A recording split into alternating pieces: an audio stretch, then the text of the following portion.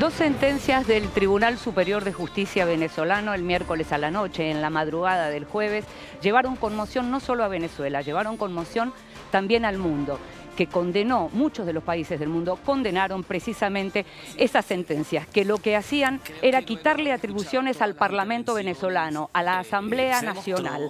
Esas sentencias fueron revistas finalmente y esta madrugada se supo que no tiene en este momento valor esas medidas porque el mismo tribunal decidió dar marcha atrás. Dieron marcha atrás luego de que además la fiscal general del país, la fiscal general de Venezuela, Luisa Ortega Díaz, hablara de ruptura del orden institucional. Esto era la gravedad de lo que se había definido en Venezuela el miércoles por la noche. Finalmente, como les decía, se anunció que la medida fue marcha atrás, volvió el poder al Parlamento, el poder legislativo.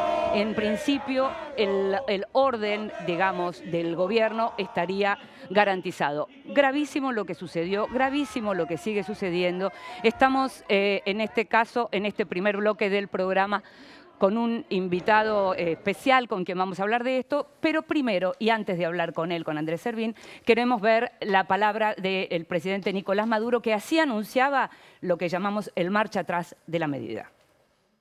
Hemos llegado a un importante acuerdo de solución de esta controversia. Y puedo decir que con la lectura de este comunicado y la publicación de las aclaratorias y correcciones respectivas de las sentencias 155 y 156, queda superado esta controversia, demostrando las capacidades de diálogo y resolución que se pueden activar con nuestra Constitución para seguir disfrutando, como siempre, de una cooperación fructífera de poderes y de una paz republicana. Ratificar que el máximo tribunal de la República, en su sala constitucional, es la instancia competente para el control de la constitucionalidad de los actos emanados de cualquier órgano del Poder Público Nacional que coliden con la Carta Magna, así como la resolución de los conflictos entre poderes. Exhortar al Tribunal Supremo de Justicia a revisar las decisiones 155 y 156 con el propósito de mantener la estabilidad institucional y el equilibrio de poderes mediante los recursos contemplados en el ordenamiento jurídico venezolano.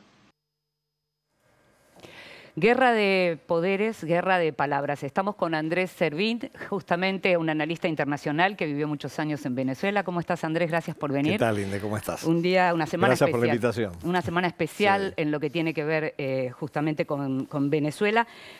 ¿Es verdad que, como dice el presidente Maduro, de esta manera, con este marcha atrás, se puede superar lo que sucedió esta semana? Yo creo que lo que sucedió esta semana posiblemente pueda superarse en su aspecto político hasta cierto punto. Pero hay un trasfondo económico del que nadie habla.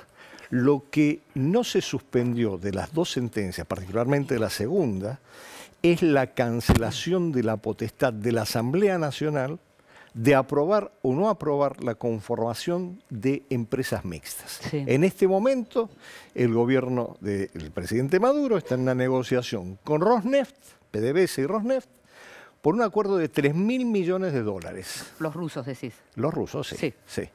De hecho, básicamente aquí en este momento estamos hablando de negocios con los rusos, con los chinos y con los iraníes. Pero en este caso particular, para que se aprobase la constitución de la empresa mixta entre PDVSA y Rosneft, se necesitaba de la aprobación de la Asamblea Nacional. Ese punto no ha desaparecido en la reformulación de la sentencia que acaba de anunciar el presidente Maduro. Andrés, te invito a que veas con nosotros la palabra de algunos de los protagonistas de los eventos de esta semana y continuemos hablando de todo esto. Nunca nos ha temblado la voz ni el pulso para defender a esta niña que es la patria, para defender los valores de nuestro pueblo. Por eso llamo, como jefe de Estado que soy, investido de autoridad y con el poder constitucional al cual he apelado, a que este impasse sea superado lo más rápido y con la mayor calidad posible. Y le entreguemos a nuestro pueblo otro triunfo de la constitucionalidad, del entendimiento, del diálogo, de la altura política, de la altura de Estado. En dichas sentencias se evidencian varias violaciones del orden constitucional y desconocimiento del modelo de Estado consagrado en nuestra Constitución de la República Bolivariana de Venezuela. Esta, lo que constituye una ruptura del orden constitucional. Es mi obligación manifestar ante el país mi alta preocupación por tal evento.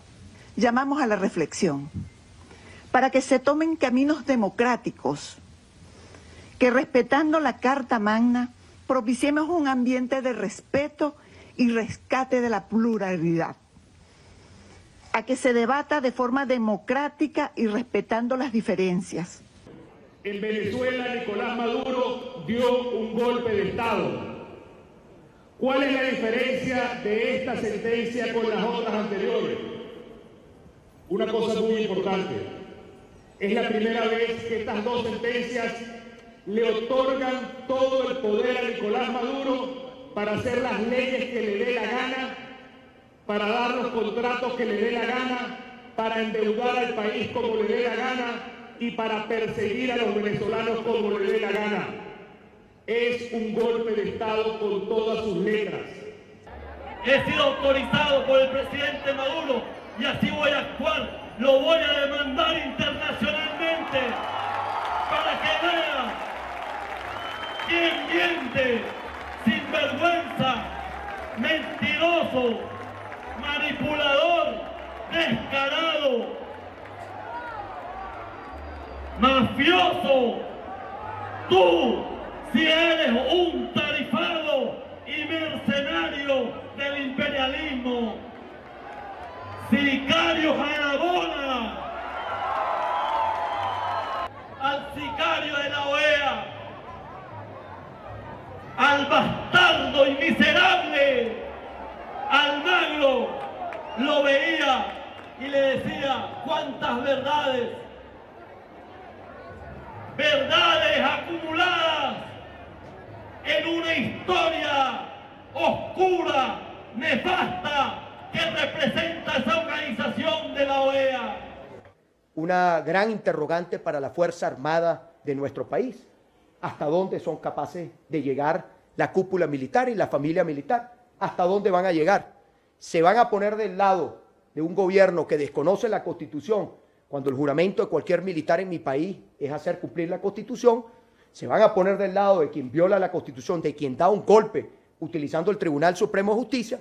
¿O se van a poner del lado del pueblo venezolano para que nuestra Constitución sea la que prevalezca, haya respeto a la Constitución y podamos solucionar la crisis de nuestro país? No respaldamos ninguna invasión. Nuestras soluciones, nuestros requerimientos son lo opuesto a un golpe de Estado. El llamar a elecciones en un plazo breve es lo opuesto a un golpe de Estado. Es la solución democrática, es devolverle la soberanía al pueblo que es a quien pertenece. Reiteramos nuestro compromiso como secretario general, el llamado que se ha hecho de forma urgente y prioritaria de la liberación de los presos políticos, el respeto a la legitimidad de las decisiones de la Asamblea Nacional, la necesidad de contar con un calendario electoral teniendo en cuenta todas las elecciones que han sido pospuestas violando los derechos electorales de la gente. This meeting is happening today because of the constructive spirit of a majority of member states that seek to identify with precision and honesty the problems we see in Venezuela and to pursue the democratic solutions through good faith dialogue. The United States is among them. We are here today because we all want to promote such solutions and because there is still a chance to pursue them before the crisis in Venezuela deepens still further. Esperamos que realmente haya presión internacional, porque ya vemos que la presión de los venezolanos no sirve de nada. El gobierno lo que hace es crear esta situación donde nosotros pasamos todo un día haciendo cola para conseguir comida y con eso no tenemos tiempo de ocuparnos de los demás problemas, porque realmente lo humano es conseguir comida primero. Veíamos a muchos de los protagonistas de esto que está ocurriendo en Venezuela, no solo a los políticos, sino también a la gente que hablaba. Y seguimos entonces conversando con Andrés Cervini. Y mencionabas vos una razón de tipo económica, si se quiere, o comercial, si se quiere, y es la necesidad de que la Asamblea, la legislatura, apruebe unos acuerdos que el gobierno de Nicolás Maduro estaría llevando adelante, en este caso entre PDVSA y Rosneft, la empresa de hidrocarburos rusa. Pero al mismo tiempo, la pregunta, Andrés, más del orden político, es una medida como esta. ¿Es posible, digamos, que Nicolás Maduro haya estado de acuerdo de entrada con una medida como esta que le iba a traer tantos problemas afuera y que le trajo problemas adentro, por ejemplo, con la fiscal general? Bueno, la gran pregunta es si efectivamente hubo un problema con la fiscal general. Porque si nosotros planteamos esto, yo no quiero hablar de teorías conspirativas ni mucho menos, pero digamos, lo que me llama la atención es que se aprueban 2 decisiones del Tribunal Supremo de Justicia y después cuando se anulan parcialmente. ¿Y qué es lo que queda sin anular? Bueno, la capacidad de la Asamblea Nacional de poder aprobar o desaprobar la constitución de empresas mixtas. En una situación económica del país en donde el gobierno está desesperado por la afluencia de inversiones por parte de los distintos socios estratégicos que tiene en este momento. Y los socios estratégicos claramente son 2 en principio, China, Rusia, Irán en menor medida, y hay un juego con toda la temática del petróleo.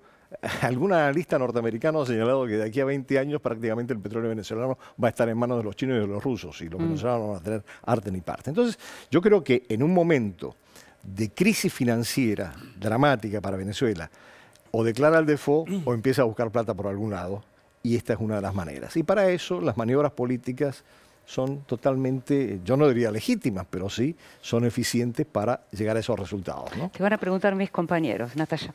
Sí, Andrés. Esta mañana tiene lugar en la Cancillería el encuentro de los ministros del Mercosur, fundadores del Mercosur. Venezuela está suspendida de sus derechos desde desde fin de año. Hay muchos planos que se presentan con esto, porque yo tengo entendido que Brasil va muy duro. Ayer Núñez, el canciller Núñez deslizó que pediría la expulsión directa de Venezuela del Mercosur, de muy buenas fuentes. Argentina también estaría en esa tesitura, en esa posición, no así Uruguay.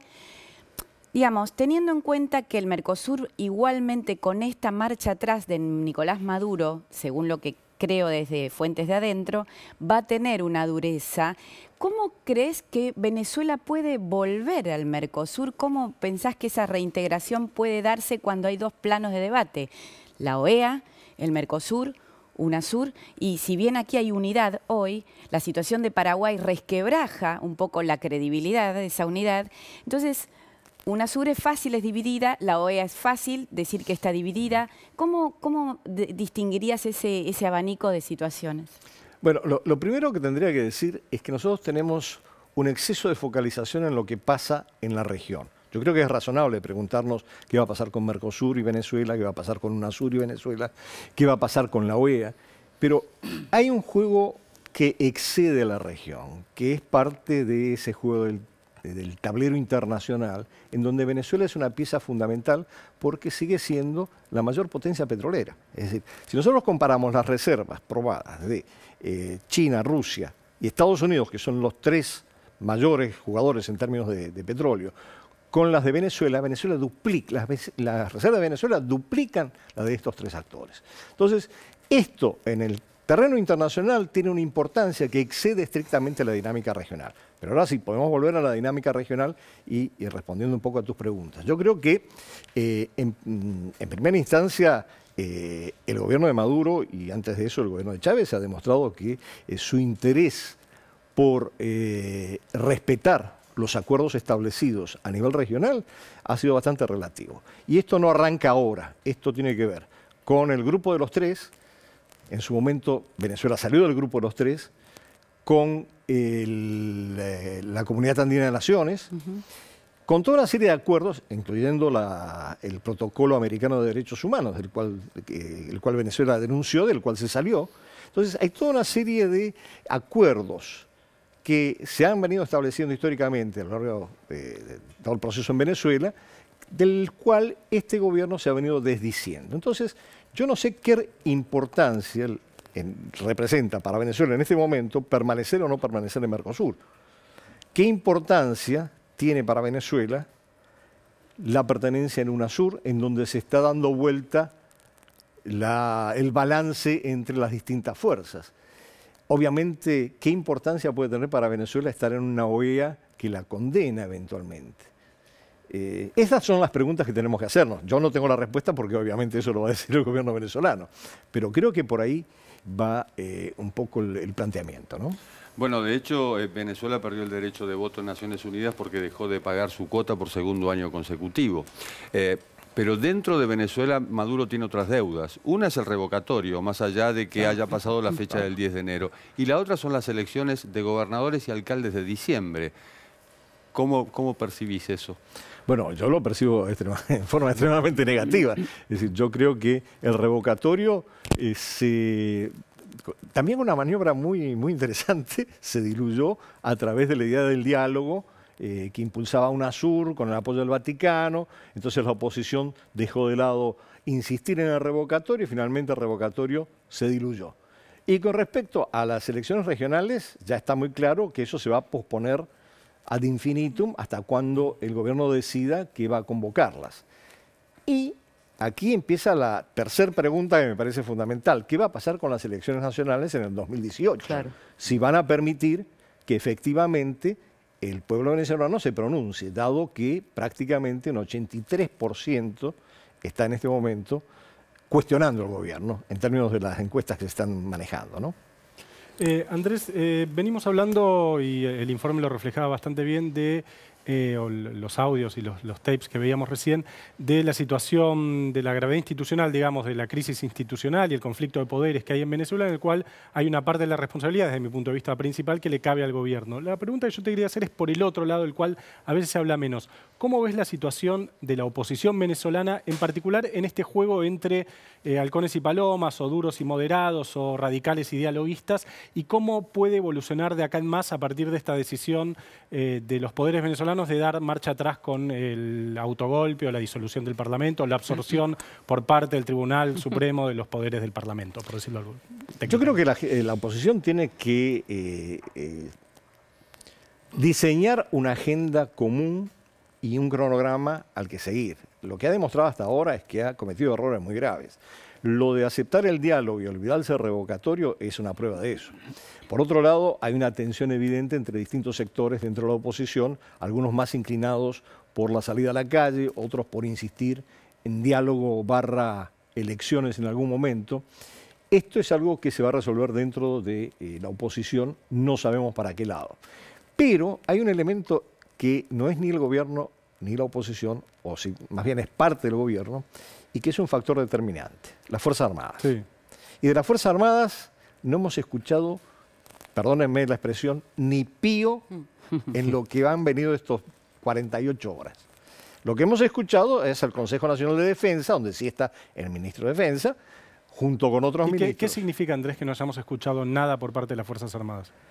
La gran pregunta es si hacen un ominoso silencio por complicidad y connivencia con el gobierno, o hacen un ominoso silencio porque tienen contradicciones internas tan grandes que no pueden acordar qué es lo que tienen que decir. Ahora, según tengo entendido, quizás me equivoque, pero el presidente Maduro sí le pidió expresamente al ministro de Defensa, a López Padrino, que se exprese en función de la decisión del Tribunal Supremo de Justicia.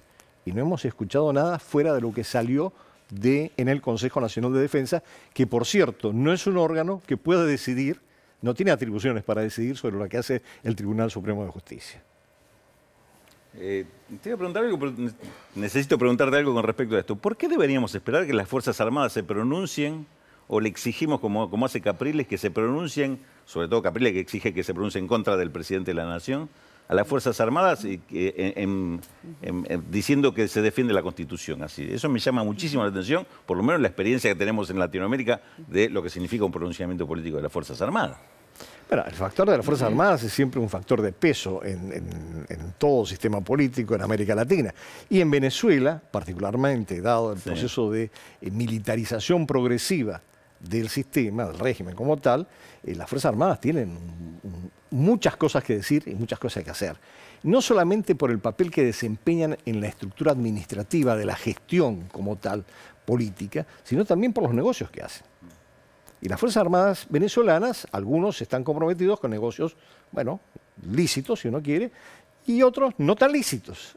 Y como lo ha probado frecuentemente, lo han probado algunos organismos internacionales, particularmente en lo referente al narcotráfico, ¿no? Me parece que es convalidarle ese rol, pedirle la opinión, pero bueno, voy a la pregunta que quería hacerte, Andrés, porque me parece, para entender un poco este proceso y a veces unos discursos que parecen contradecirse con los hechos. El 9 de enero, la Asamblea Nacional dijo que Nicolás Maduro había abandonado el cargo porque viajó sin la autorización de ellos y llamó a que en 30 días se convocara a elecciones de nuevo presidente. Es decir, la Asamblea Nacional desconoció al presidente de la Nación. Había que estar muy distraído para no llamarlo a esto un intento de golpe de Estado. Sin embargo, no se habló de golpe de Estado en ese momento. Sabemos que la Asamblea Nacional, con mayoría opositora, lo que pretende es acomodar lugar a sacar a Maduro del gobierno. Es decir, están intentando todo lo posible. En esta instancia que se da ahora, donde, como bien marcabas recién, hay un factor fundamental que es lo que significa la reserva petrolera de Venezuela, donde la oposición está buscando que lo resuelva, ya que no lo pueden resolver adentro, que se resuelva de afuera con una intervención externa, digamos, el conflicto de Venezuela. ¿Se puede decir que se logró un apaciguamiento de este conflicto cuando no escuchamos de la Asamblea Nacional que se bajara de este propósito que de fondo es el que políticamente pretende? Bueno, a ver, vamos a estar claros. El gobierno tiene una agenda política y la Asamblea tiene una agenda política. Son agendas que entran en colisión. Entonces, tanto el gobierno va a tomar medidas en función de sus intereses, como la oposición lo va a hacer en función de los suyos. Aquí la cuestión básica, por eso volvió a los militares en su momento, es cómo se garantiza que lleguemos a elecciones libres y democráticas, independientemente de quién esté de un lado y quién esté del otro. Y para eso lo que necesitamos garantizar en el caso de Venezuela es que funcionen los mecanismos institucionales establecidos por la Constitución, lo cual sabemos que abre muchísimos interrogantes a raíz de lo que pasó en los últimos 2 días. Permítame que cierre de alguna manera esta respuesta así, ¿no? La pregunta es si no hubo revocatorio y todavía no se dieron las elecciones locales que debían darse. Y vos lo mencionaste al principio.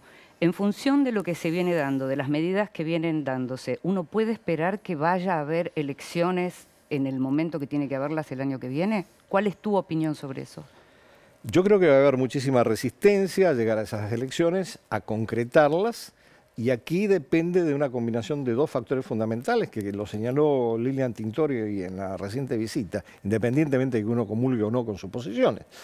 El primer factor, la presión de la comunidad internacional para que se entre en el proceso que corresponde para llegar a las elecciones.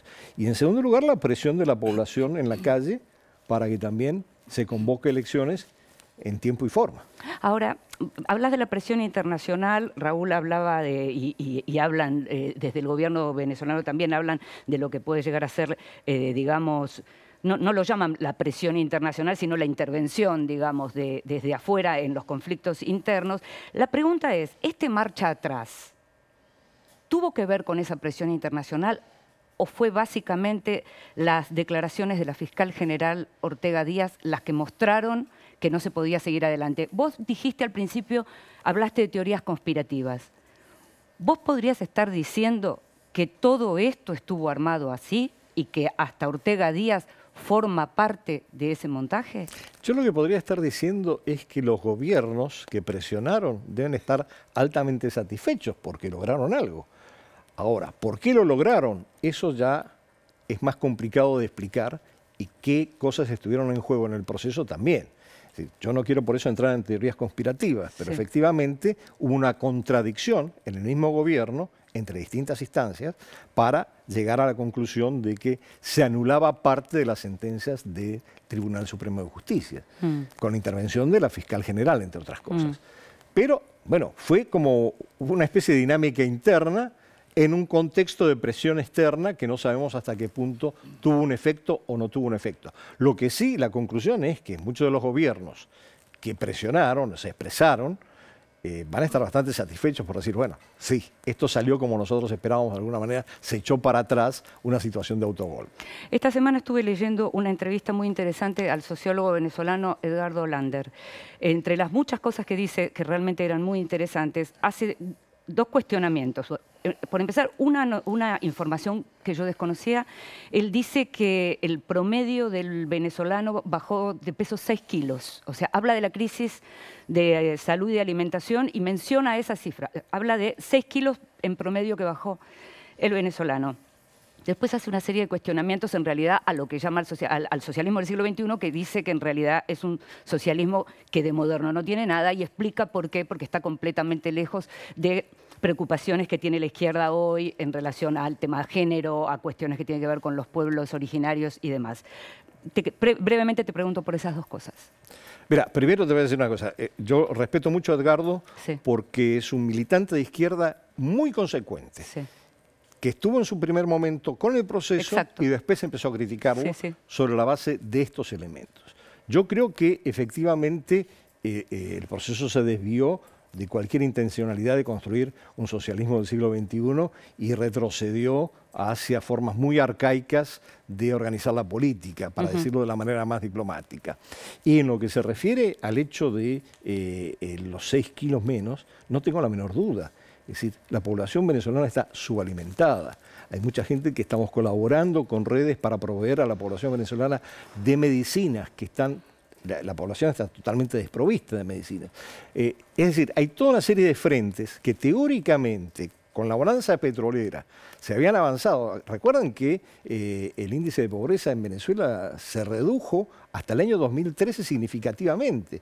El Gini cambió significativamente. Desde el 2013 para acá, eso se ha revertido totalmente. Y cuando nosotros empezamos a señalar, inclusive en un artículo que escribimos con mi hijo en su momento, que con datos de la CEPAL, en el 2013, ya había indicaciones muy claras de que había un incremento de la pobreza, bueno, todo el mundo saltó, no, pero eso no es cierto, eso no es verdad. No, pues aquí está la prueba. Estamos en un país que desde el punto de vista de la provisión de bienes públicos para la población es una catástrofe.